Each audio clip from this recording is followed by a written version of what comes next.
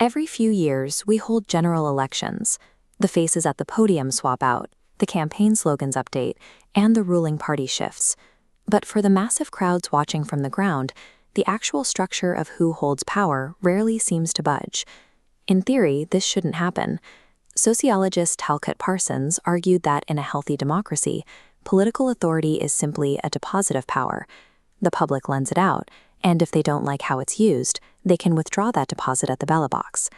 But Italian sociologist Gaetano Mosca looked at the same system and saw a permanently divided society. In his view, there are always the rulers and the ruled, making pure democracy little more than a utopian fantasy. This pessimistic view forms the basis of elite theory.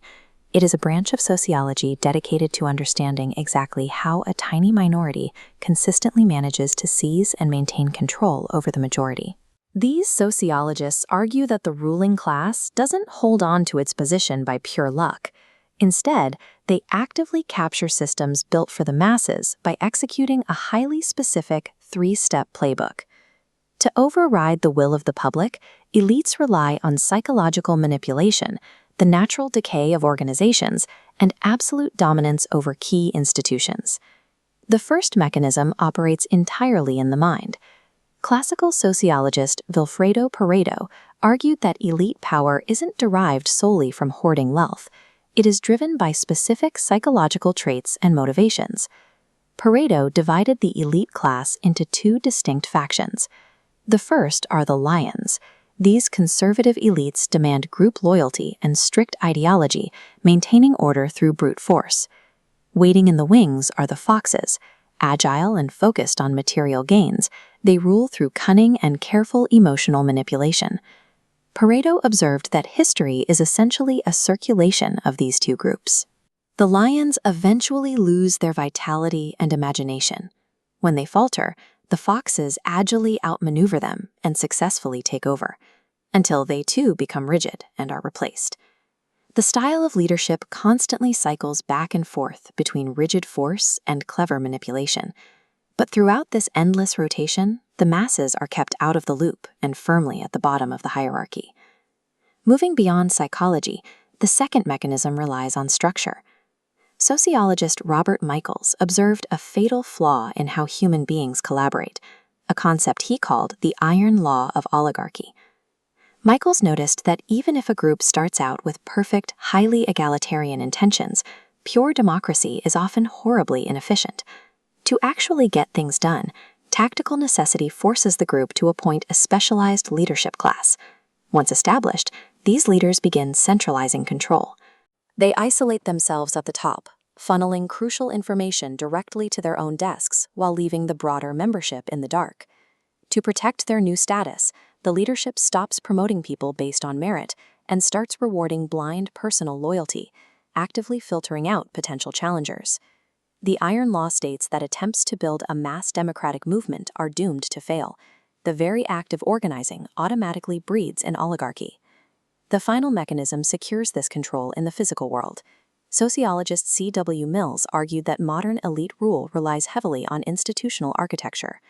Mills coined the term power elite to describe the tiny minority of individuals who manage to occupy the command posts, the highest, most pivotal positions within a society's largest institutions. According to Mills, this institutional power rests on three main pillars. The first are major corporations, dictating the economic reality of the public.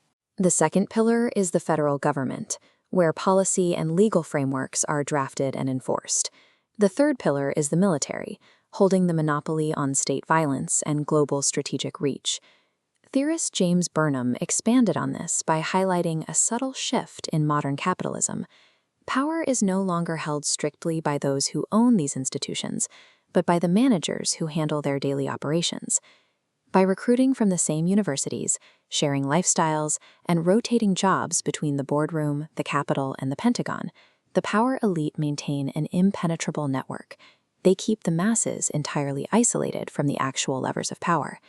If all this is true, it paints a grim picture of an inescapable societal trap. But not every sociologist agrees with the elite framework. There is a strong opposing argument known as pluralism. Researchers like Robert Dahl looked at American society and concluded it was simply far too diverse. There are too many competing thoughts and financial interests for any single unified group of elites to totally dominate. Instead, pluralists argue that power is highly fragmented and dispersed.